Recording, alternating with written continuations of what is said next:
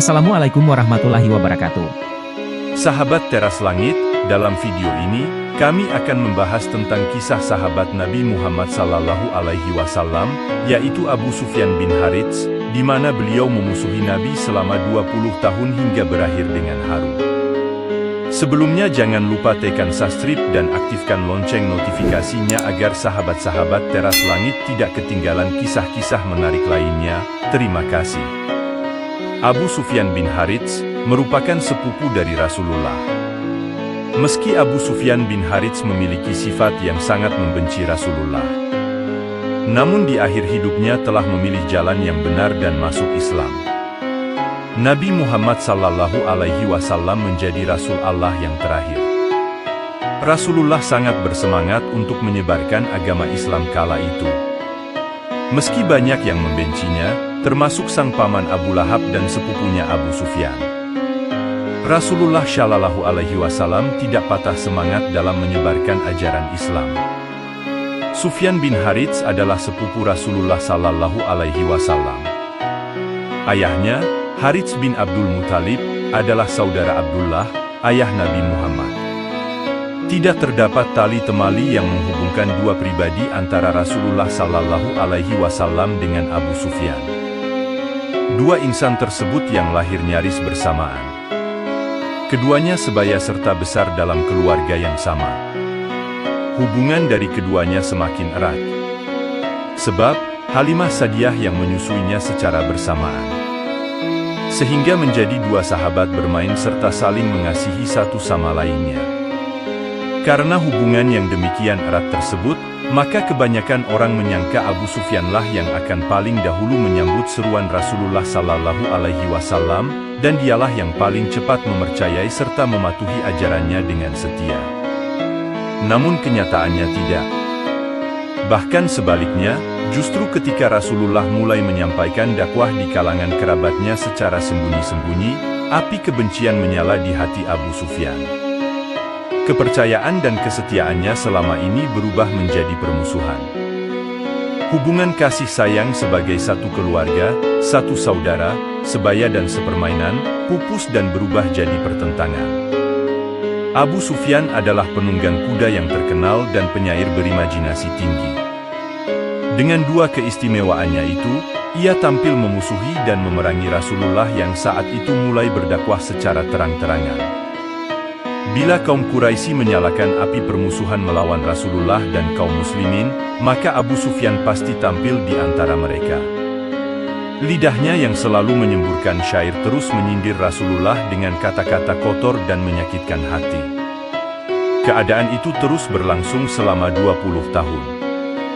Abu Sufyan juga termasuk di antara orang-orang musyrik yang berada dalam delegasi yang dikirim ke Abu Talib untuk menghalangi keponakannya dari perjuangannya dan yang memutuskan untuk membunuh Nabi Muhammad.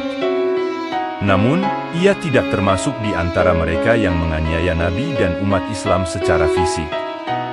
Pengaruh politik yang dimiliki Abu Sufyan di Makkah pada masa muda Nabi Muhammad bukan karena memiliki posisi atau jabatan yang efektif, tetapi karena kekayaan dan pengaruh Umayyah serta bakat pribadinya. 2 tahun setelah hijrah, kaum muslimin ingin menangkap kafilah dagang yang datang dari Suriah di bawah komando Abu Sufyan atas perintah Nabi. Ketika Abu Sufyan diberitahu tentang hal itu, ia mengubah rute kafilah, melarikan diri dari kaum muslimin dan mencapai Makkah.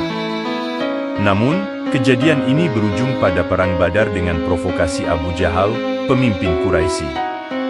Ketika Abu Jahal terbunuh dalam perang ini, Abu Sufyan menjadi pemimpin kaum musyrik Makkah.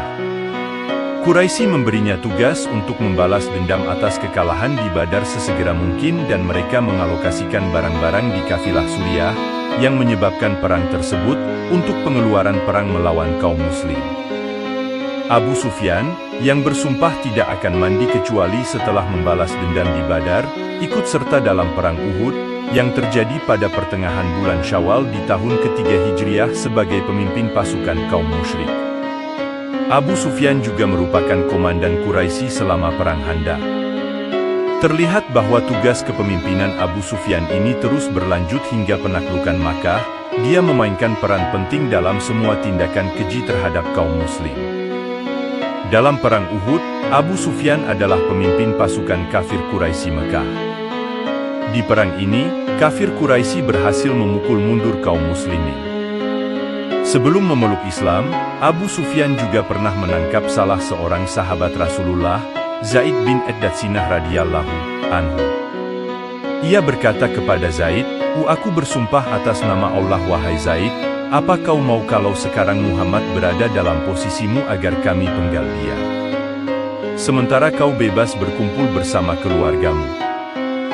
Zaid kemudian menjawab, "Demi Allah, sekarang saja seandainya Muhammad sedang tersakiti karena tertusuk duri dan aku duduk-duduk bersama keluargaku, aku tidak menyukai hal itu terjadi." Abu Sufyan berkomentar, Aku tak pernah melihat sekelompok orang mencintai seseorang seperti cintanya sahabat kepada Muhammad. Sahabat teras langit yang beriman." Akhirnya, Allah melapangkan dada Abu Sufyan untuk menerima Islam sebagai agamanya.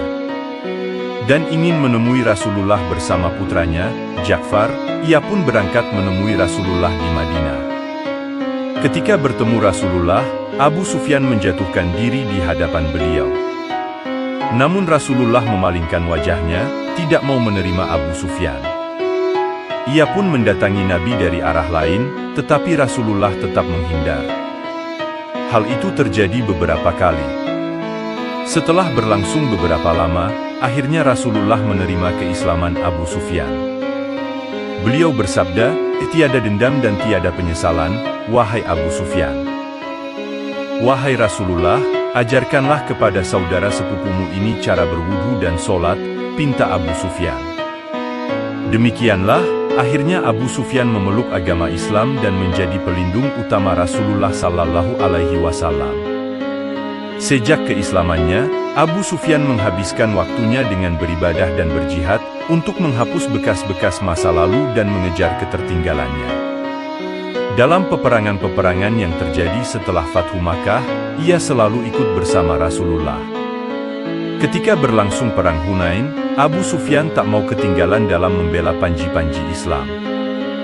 Kala itu Abu Sufyan tengah memegang erat kendali kuda Rasulullah. Ia ingin berjuang di jalan Allah dan syahid di hadapan beliau. Maka sambil memegang erat tali kekang dengan tangan kirinya, tangan kanannya memegang pedang seraya menebas tiap musuh yang mencoba mendekati dan menyerang Rasulullah Sallallahu Alaihi Wasallam. Akhirnya kaum muslimin meraih kemenangan dalam perang itu. Ketika suasana agak tenang, Rasulullah memandang ke arah sekitarnya. Didapatinya seorang mukmin tengah memegang erat-erat tali kekang kudanya. Rupanya, sejak pertempuran berkecamuk, orang itu tetap berada di tempatnya dan tidak pernah meninggalkannya. Ia tetap berdiri melindungi Rasulullah. Rasulullah menatapnya lekat-lekat, lalu berkata, "Siapakah ini?" "Oh, saudaraku Abu Sufyan bin Harits. Aku telah meriduimu dan Allah telah mengampuni dosa-dosamu." Mendengar ucapan Rasulullah Sallallahu Alaihi Wasallam itu, hati Abu Sufyan berbunga-bunga. Semangatnya kembali muncul. Ia pun kembali bergabung dalam barisan kaum muslimin yang mengejar sisa-sisa pasukan musuh.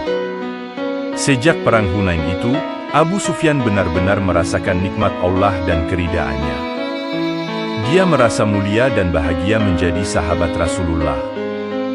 Hari-harinya dipenuhi dengan ibadah, mentadabburi Al-Quran, dan mengamalkannya. Dia berpaling dari kemewahan dunia dan menghadap Allah dengan seluruh jiwa raganya. Suatu ketika, Rasulullah melihatnya di dalam masjid. Beliau berkata kepada Aisyah, "Wahai Aisyah, tahukah kamu siapakah orang itu?" "Tidak, ya Rasulullah," jawab Aisyah. "Dia anak pamanku, Abu Sufyan bin Harits. Perhatikanlah, dialah yang paling pertama masuk masjid dan paling terakhir keluar. Pandangannya tidak pernah beranjak dan tetap menunduk ke tempat sujud. Dialah ketua pemuda di surga." Pada masa pemerintahan Umar bin Al-Khattab, Abu Sufyan merasa ajalnya sudah dekat. Lalu dia menggali kuburan untuk dirinya sendiri. Dan tidak lebih dari 3 hari setelah itu, maut pun datang menjemputnya, seolah memang telah berjanji sebelumnya. Sebelum ruh Abu Sufyan meninggalkan jasad, sempat berpesan pada keluarganya untuk tidak menangisnya, karena Abu Sufyan tidak melakukan dosa sejak masuk Islam. Banyak yang meneteskan air mata setelah kepergian salah seorang sahabatnya tersebut. Sahabat-sahabat teras langit, demikian video ini, semoga dapat memberikan pelajaran bagi diri dan sahabat sekalian, agar meningkatkan kecintaan kita terhadap Nabi Muhammad SAW. Terima kasih.